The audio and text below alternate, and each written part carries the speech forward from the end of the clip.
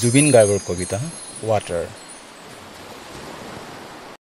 হিয়াৰ আমোদ জুবিন গাৰ্গৰ এটি কবিতা, নাম হ'ল ৱাটাৰ।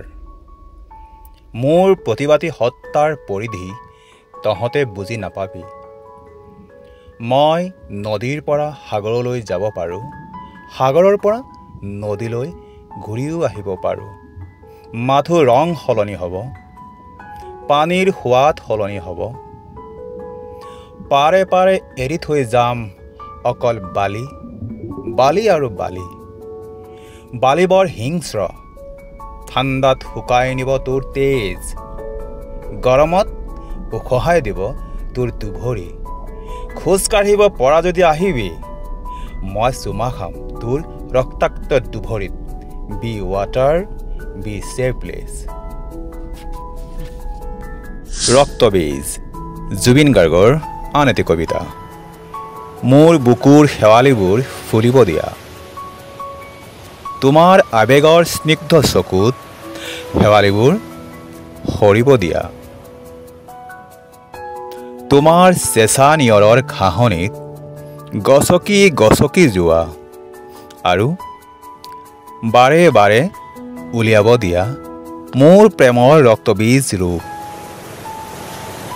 মোৰ তেজ সলনি নহয়, নহয় মোৰ ৰূপ, নহয় মোৰ প্ৰেম নাইবা কবিতা। মাথো মৰহিব নিদিবা মোৰ হৃদয়ৰ শেৱালিবোৰ। অলপ দিনৰ বাবে বন্ধ কৰি দিয়া ৰ'দবোৰ মই জোনাকত ফুলো। জুবিন গাৰ্গৰ আন এটি কবিতাৰ কেইটামান শাৰী। মোৰ এতিয়া 8 বছৰ, তাইৰ 14 বছৰ। বয়সৰো কথা আছে নহয়, নাজানো আৰু ডাঙৰ হ'লে কি হওঁ।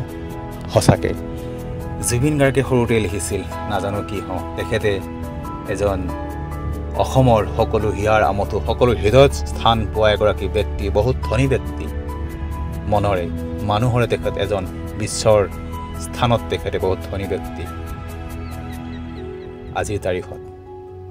আৰু আপোনালোকে সকলোৱে তেখেতৰ শোকত ম্ৰিয়মান হৈছে, ময়ো সমভাগী হ'লোঁ।